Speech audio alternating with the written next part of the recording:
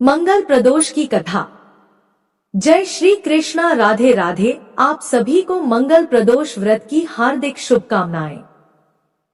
मंगल प्रदोष व्रत में भगवान शिव और माता पार्वती जी की पूजा की जाती है। मान्यताओं के अनुसार मंगल प्रदोष व्रत करने से व्रत रखने वाले भक्तों के सभी दोष और पापों का नाश हो जाता है।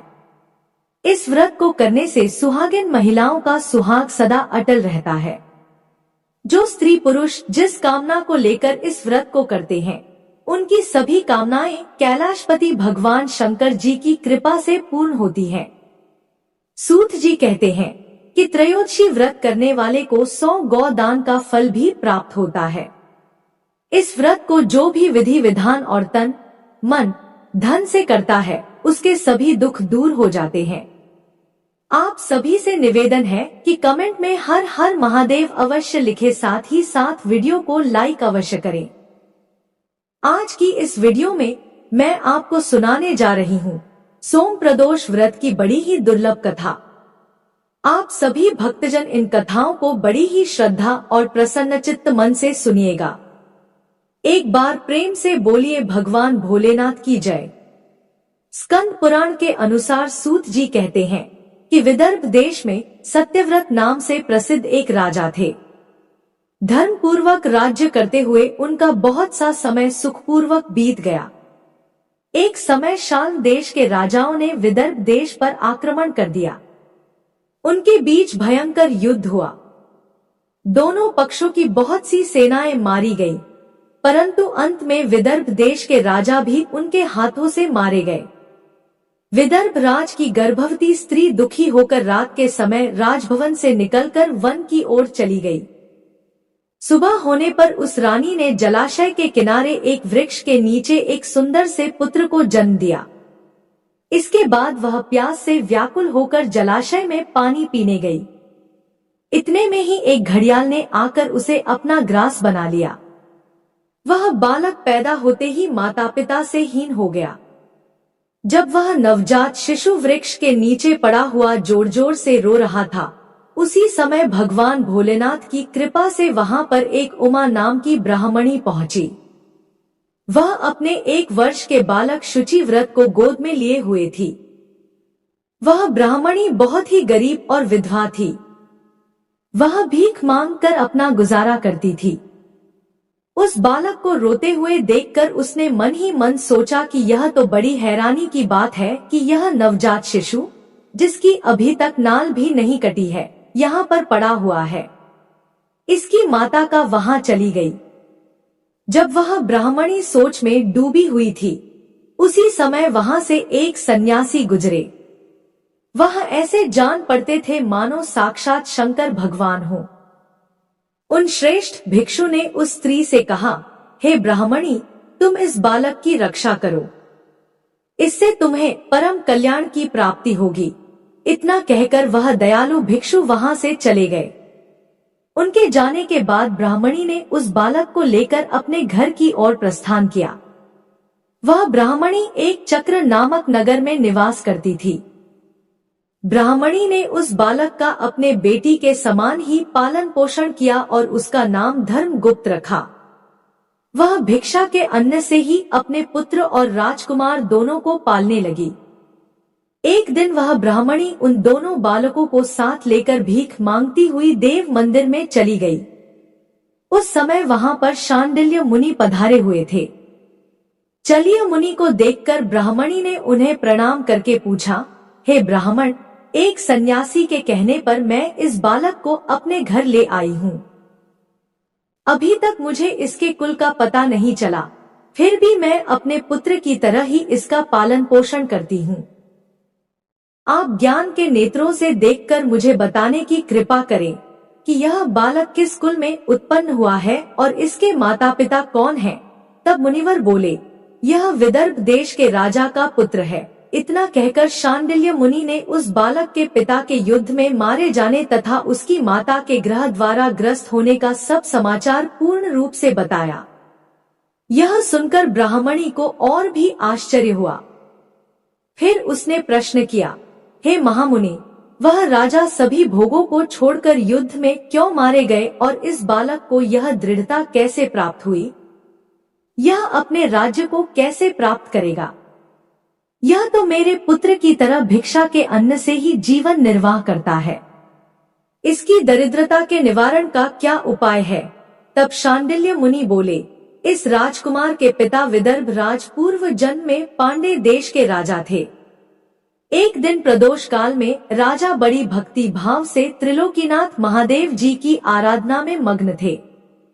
उसी समय उनके नगर में बड़ा भारी कोलाहल मचा। उस शोर को सुनकर राजा ने बीच में ही भगवान शंकर की पूजा को छोड़ दिया और राजभवन से बाहर निकल गए। इसी समय राजा का मंत्री शत्रु को पकड़कर उनके समीप ले आया। वह शत्रु पांड्य राज्य का सामंत था।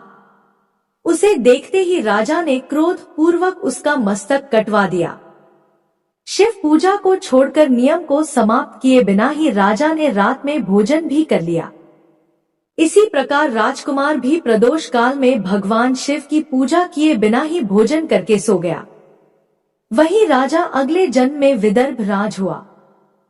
शिव पूजा में विघ्न होने के कारण शत्रुओं ने उसके सुख भोग के बीच में ही मार डाला। पूर्व जन्म में जो उसका पुत्र था, इस जन्म में भी राजा का वही पुत्र है। भगवान शिव की पूजा का उल्लंघन करने के कारण यह दरिद्रता को प्राप्त हुआ है। इसकी माता ने पूर्व जन्म में छल से अपनी सौत को मार डाला था। उस महान पाप के कारण ही वह इस जन्म में ग्राह्य के द्वारा मारी गई। हे ब्राह्मणी, तुम्हारा पुत्र पूर्व जन्म में भी एक ब्राह्मण था। इसने अपना सारा जीवन केवल दान लेने में ही बिताया। यज्ञ आदि सत्कर्म नहीं किए, इसलिए यह दरिद्रता को प्राप्त हुआ है। उस दोष के निवारण के लिए अब यह भगवान शंकर की शरण में जाए। यदि यह दोनों बालक प्रदोष के दिन भगवान शंकर का पूजन करते रहें, तो वर्ष भर के भीतर ही इनकी दरिद्रता का नाश होगा और राज्य सुख की प्राप्ति होगी। इस प्रकार शरण में आई हुई ब्राह्मणी को मधुर वचनों द्वारा आश्वासन देकर शांडिल्य मुनि ने उनके दोनों बालकों को भगवान शंकर की आराधना के मंत्र का उपदेश दिया। उसके बाद ब्राह्मणी अपने दोनों बालकों को लेकर वहां से चली गई। 4 मास बाद एक दिन ब्राह्मण का पुत्र नदी में स्नान करने गया। वहां उसे धन से भरा हुआ एक घड़ा मिला, जिसे लेकर वह अपनी माँ के पास गया। माँ धन से भरे हुए घड़े को देखकर खुश हो गई और उसने कहा, इसे अपने भाई के साथ आधा आधा बांट लो। मगर धर्मगुप्त ने इस धन में हिस्सेदारी से मना करते हुए कहा, मैं किसी अन्य के भाग्य का भागी नहीं हो सकता। प्रत्येक व्यक्ति स्वयं के कर्म का फल भोगता है। इस प्रकार प्रसन्नता पूर्वक भगवान शंकर की पूजा करते हुए उन दोनों कुमारों का 1 वर्ष व्यतीत हो गया।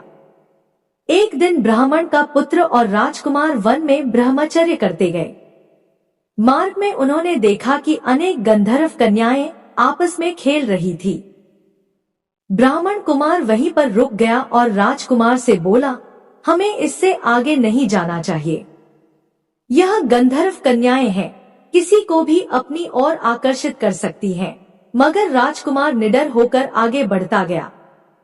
जब मुख्य गंधर्व कन्या ने राजकुमार धर्मगुप्त को देखा, तो वह उसके प्रति आकर्षित हो गई। उसने अपनी सभी सखियों को फूल चुनने के लिए भेज दिया और राजकुमार के पास आने की प्रतीक्षा करने लगी। उसे अकेला देखकर राजकुमार उसके पास गया और उससे बातचीत शुरू की। उसने बताया, मैं विदर्भ देश का राजकुमार हूँ। मेरे माता पिता अब इस संसार में नहीं है और शत्रुओं ने हमारे राज्य पर कब्जा कर लिया है। तब कन्या ने अपना परिचय देते हुए कहा, मैं विदर्भ नामक गंधर्व की पुत्री हूँ। मेरा नाम अंशुम है और मैं गायन में प्रवीण हूँ। उसने यह भी कहा, मैं आपसे विवाह करना चाहती हूँ। इतना कहकर उसने अपनी मोतियों की माला निकालकर राजकुमार को पहना दी। तब राजकुमार ने पूछा, तुम राजपाट गवा चुकी राजकुमार के साथ कैसे रह पाओगी? और अपने माता पिता की अनुमति के बिना तुम मेरे साथ कैसे आ सकती हो? इस पर अंशुम ने बोला, चाहे जो हो जाए, मैं वही करूंगी जो मैं चाहती हूँ। तुम 2 दिन बाद प्रातःकाल यहाँ आकर मुझसे मिलना। इतना कहकर वह वहां से चली गई। राजकुमार ने वापस आकर ब्राह्मणी और उसके पुत्र को सारी बात बताई। वे दोनों बहुत खुश हुए। 2 दिन बाद राजकुमार पुनः उसी वन में गया। उसने देखा कि अंशुम अपने पिता के साथ उसकी प्रतीक्षा कर रही है। तब गंधर्व राज ने राजकुमार से कहा, मैं कैलाशपुरी गया था। वहां भगवान शिव और माता पार्वती ने मुझे बुलाकर कहा कि धर्मगुप्त नामक राजकुमार राज्य से विहीन होकर भटक रहा है। जाओ और उसका राज्य पुनः प्राप्त करने में उसकी सहायता करो। मैं उनकी आज्ञा के अनुसार अपनी पुत्री अंशुम का हाथ तुम्हारे हाथ में दे रहा हूँ और राज्य प्राप्त करने में मैं तुम्हारी सहायता करूँगा। मेरी पुत्री 10,000 वर्ष तक तुम्हारे साथ इस पृथ्वी पर रहेगी और जब तुम शिवलोक में जाओगे तब भी वह इसी काया में तुम्हारे साथ ही रहेगी। भगवान शिव के आदेश अनुसार धर्मगुप्त और अंशुम का विवाह हो गया। अंशुम के पिता ने अपनी गंधर्व सेना भी राजकुमार को दे दी। सेना की सहायता से उसने अपने शत्रुओं को परास्त कर दिया और अपने पिता का खोया हुआ राज्य उन्हें प्राप्त कर लिया। अब राजकुमार धर्मगुप्त राजा बन गया। उसने अपने बुरे दिनों में उसे पालने वाली गरीब ब्राह्मणी को राजमाता का दर्जा दिया और शुचि व्रत को अपना छोटा भाई माना। इस प्रकार नियमित रूप से प्रदोष व्रत करने से ब्राह्मणी, उसके पुत्र शुचि व्रत और राजकुमार धर्मगुप्त को धन, धान्य तथा सुख संपत्ति की प्राप्ति हुई। सूत जी कहते हैं कि जो मनुष्य प्रदोष व्रत की इस पुण्य महात्म्य को एकाग्र चित्त होकर सुनते हैं अथवा पढ़ते हैं, उन्हें 100 जन्मों तक कभी दरिद्रता नहीं होती और अंत में वह ज्ञान के ऐश्वर्य से युक्त होकर भगवान शंकर के परम धाम को प्राप्त होते हैं। प्रेम से बोलिए भगवान शंकर की जय, माता पार्वती की जय। अब आप सुनिए भगवान शिव की कथा। बहुत समय पहले वास्कल नामक गांव में बिंदु नाम का एक ब्राह्मण रहता था। वह अधर्मी, दुरात्मा और महापाप था। उसकी स्त्री बहुत सुंदर थी। उसका नाम चंचला था। वह सदा उत्तम धर्म का पालन करती थी, परंतु बिंदु वैश्यागामी था। इस तरह कुकर्म करते हुए बहुत समय व्यतीत हो गया। उसकी स्त्री काम से पीड़ित होने पर भी धर्म नाश के भय से क्लेश सहकर भी काफी समय तक धर्म भ्रष्ट नहीं हुई, परंतु आगे चलकर वह भी अपने दुराचारी पति के आचरण से प्रभावित होकर दुराचारी और अपने धर्म से विमुख हो गई। इस तरह दुराचार में डूबे हुए उन पति पत्नी का बहुत सा समय व्यर्थ बीत गया। वैश्यागामी, दूषित बुद्धि वाला वह दुष्ट ब्राह्मण बिंदुकुरी के दुखों को भोगकर वह मूढ़ बुद्धि पापी विद्या पर्वत पर भयंकर पिशाच हुआ। इधर उस दुराचारी बिंदु के जाने पर चंचला नामक स्त्री बहुत समय तक पुत्रों के साथ अपने घर में रहती रही। पति की मृत्यु के बाद वह भी अपने धर्म से गिरकर परपुरुषों का संग करने लगी थी। सती विपत्ति में भी अपने धर्म का पालन करना नहीं छोड़ती। यही तो तप है। कठिन तो होता है, लेकिन इसका फल मीठा होता है। एक दिन देव योग से किसी पुण्य पर्व के आने पर वह अपने भाई बंधुओं के साथ गोकर्ण क्षेत्र में गई। उसने तीर्थ के जल में स्नान किया और जनों के साथ यहाँ वहाँ घूमने लगी। वह एक देव मंदिर में गई। वहाँ उसने एक ब्राह्मण के मुख से भगवान शिव की परम पवित्र एवं मंगलकारी कथा सुनी। ब्राह्मण कह रहे थे कि जो स्त्रियां व्यभिचार करती हैं, वे मरने के बाद जब यमलोक जाती हैं, तब यमराज के दूत उन्हें तरह तरह से यंत्रणा देते हैं। वे उसके कामांगर के डंडों से दागते हैं, तप्त लौह के डंडों से उनका संसर्ग कराते हैं। यह सारे दंड इतनी वेदना देने वाले होते हैं कि जीव पुकार पुकार कर कहता है कि अब वह ऐसा नहीं करेगा, लेकिन यमदूत उसे छोड़ते नहीं हैं। कर्मों का फल तो सभी को भोगना पड़ता है। देव, ऋषि, मनुष्य सभी इससे बंधे हुए हैं। ब्राह्मण के मुख से यह वैराग्य बढ़ाने वाली कथा सुनकर चंचला भय से व्याकुल हो गई। कथा समाप्त होने पर सभी लोग वहां से चले गए। तब कथा बांचने वाले ब्राह्मण से चंचला ने कहा, हे ब्राह्मण, धर्म को न जानने के कारण मेरे द्वारा बहुत बड़ा दुराचार हुआ है। स्वामी, मेरे ऊपर कृपा कर मेरा उद्धार कीजिए। आपके प्रवचन को सुनकर मुझे इस संसार से वैराग्य हो गया है। मैं मूढ़ चित्त वाली पापिनी को धिक्कार है, मैं निंदा के योग्य हूँ। मैं बुरे विषयों में फंसकर अपने धर्म से विमुख हो गई थी। कौन मुझ जैसी मार्ग में मन लगाने वाली पापिनी का साथ देगा? जब यमदूत मेरे गले में फंदा डालकर मुझे बांधकर ले जाएंगे और नरक में मेरे शरीर के टुकड़े करेंगे, तब मैं कैसे उन महायातनाओं को सहन कर पाऊंगी? मैं सब प्रकार से नष्ट हो गई हूँ। अभी तक मैं हर तरह से पाप में डूबी रही हूँ। हे ब्राह्मण, आप मेरे गुरु हैं, आप ही मेरे माता पिता हैं। मैं आपके शरण में आई हूँ। मुझ अबला का अब आप उद्धार कीजिए। इस प्रकार विलाप करती हुई चंचला ब्राह्मण देवता के चरणों में गिर पड़ी। तब ब्राह्मण ने उसे कृपा पूर्वक उठाया और इस प्रकार कहा, नारी, तुम सौभाग्यशाली हो जो भगवान शंकर की कृपा से तुमने वैराग्य पूर्ण यह कथा सुनी है और कथा को सुनकर समय से अपनी गलती का एहसास कर लिया है। तुम डरो मत और भगवान शिव की शरण में जाओ। उनकी परम कृपा से तुम्हारे सभी पाप नष्ट हो जाएंगे। मैं तुम्हें भगवान शिव की कथा सहित वह मार्ग बताऊंगा जिसके द्वारा तुम्हें सुख देने वाली उत्तम गति प्राप्त होगी। शिव कथा सुनने से तुम्हारी बुद्धि शुद्ध हो गई है और तुम्हें पश्चाताप हुआ है तथा मन में वैराग्य उत्पन्न हुआ है। पश्चाताप ही पाप करने वाले पापियों के लिए सबसे बड़ा प्रायश्चित है। जो मनुष्य अपने कुकर्म के लिए प्रायश्चित नहीं करता, वह उत्तम गति प्राप्त नहीं करता, परंतु जिसे अपने कुकृत्य पर हार्दिक पश्चाताप होता है, वह अवश्य ही उत्तम गति का भागीदार होता है। इसमें कोई शक नहीं है। शुद्ध चित्त में ही भगवान शिव और माता पार्वती का वास होता है। वह शुद्ध आत्मा पुरुष सदा शिव के पद को प्राप्त होता है। इस कथा का श्रवण सभी मनुष्यों के लिए कल्याणकारी है, अतः इसकी आराधना और सेवा करनी चाहिए। हे ब्राह्मण पत्नी, तुम अन्य विषयों से अपने मन को हटाकर भगवान शंकर की इस परम पावन कथा को सुनो। इससे तुम चित्त की शुद्धि होगी और तुम्हें मोक्ष की प्राप्ति होगी। जो मनुष्य निर्मल हृदय से भगवान शिव के चरणों का चिंतन करता है, उसकी एक ही जन्म में मुक्ति हो जाती है। यह कहकर वे ब्राह्मण चुप हो गए। उनका हृदय करुणा से भर गया, वे ध्यान में मग्न हो गए। ब्राह्मण का यह उपदेश सुनकर चंचला के नेत्रों में आनंद के आंसू छलक आए। वह हर्ष भरे हृदय से ब्राह्मण देवता के चरणों में गिर गई और हाथ जोड़कर बोली, मैं कृतार्थ हो गई। हे ब्राह्मण, शिव भक्तों में श्रेष्ठ स्वामी, आप धन्य हैं। आप परमार्थदर्शी हैं और सदा परोपकार में लगे रहते हैं।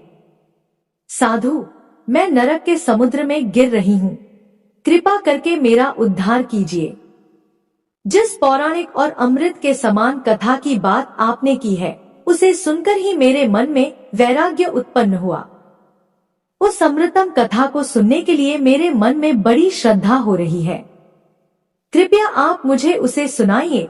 कथा सुनने की इच्छा मन में लिए हुए चंचला उन ब्राह्मण देवता की सेवा में वहीं रहने लगी।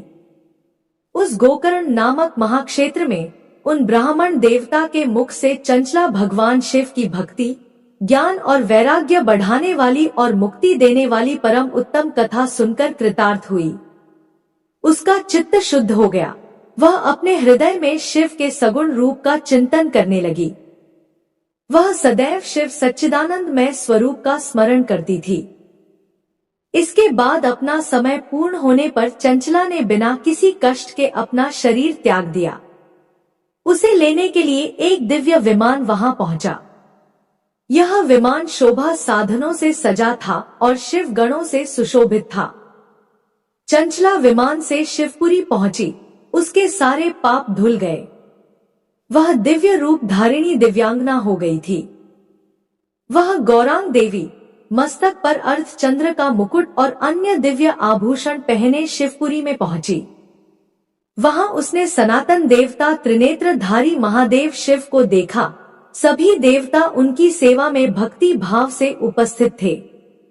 उनकी अंग कांति करोड़ों सूर्य के समान प्रकाशित हो रही थी। 5 मुख और हर मुख में 3-3 नेत्र थे। मस्तक पर अर्धचंद्र आकार मुकुट शोभायमान हो रहा था। कंठ में नील चिन्ह, उनके साथ में देवी गौरी विराजमान थी, जो विद्युत पुंज के समान प्रकाशित हो रही थी। महादेव जी की कांति कपूर के समान गौर थी।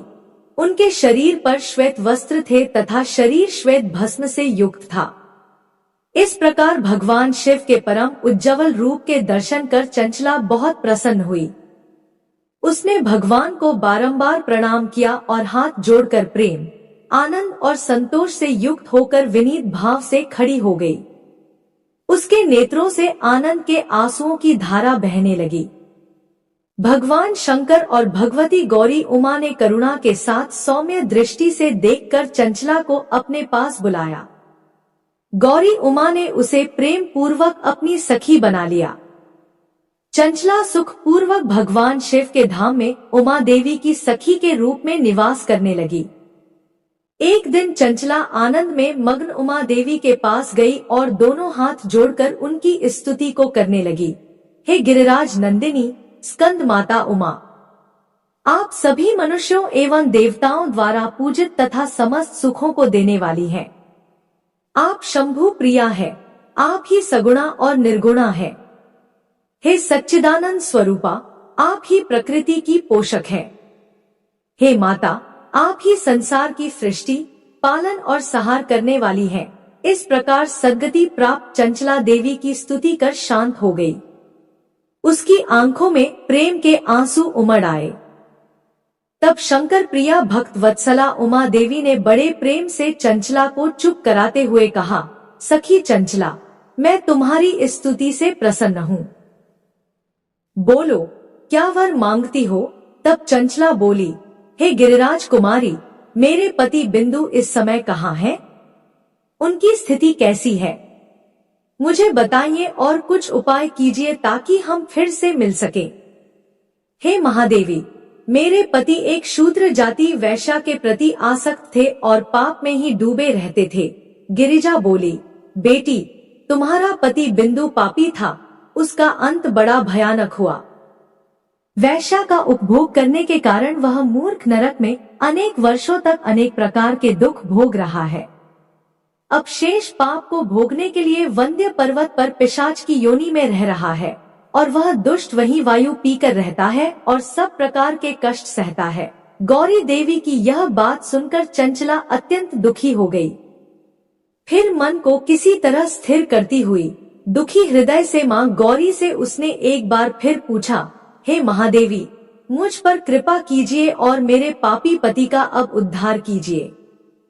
कृपा करके मुझे वह उपाय बताइए जिससे मेरे पति को उत्तम गति प्राप्त हो सके।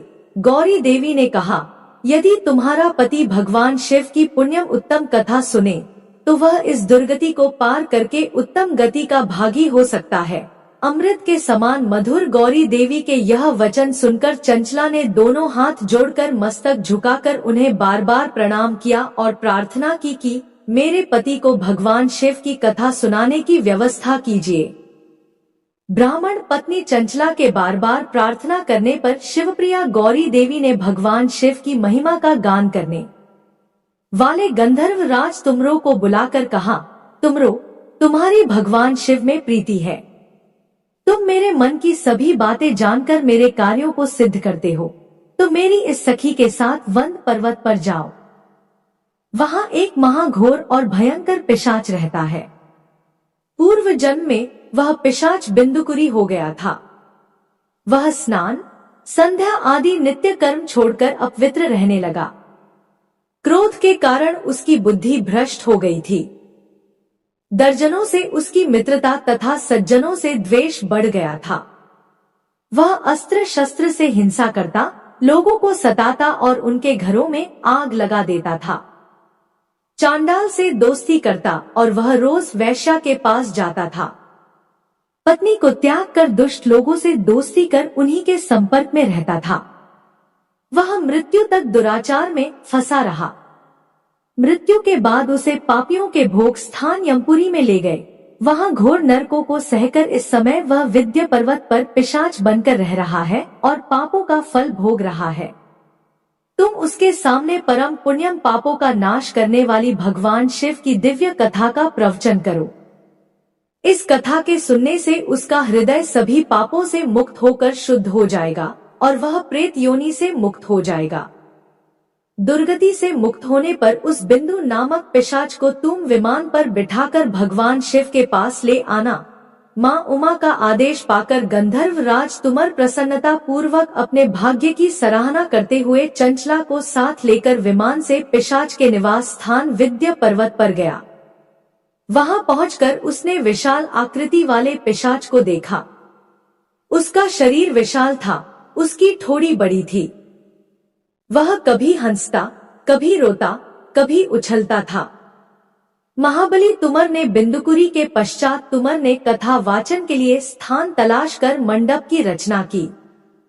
शीघ्र ही इस बात का पता लोगों को चल गया कि एक पिशाच के उद्धार हेतु देवी पार्वती की आज्ञा से तुमर भगवान शिव की कथा सुनाने वंद पर्वत पर आया है।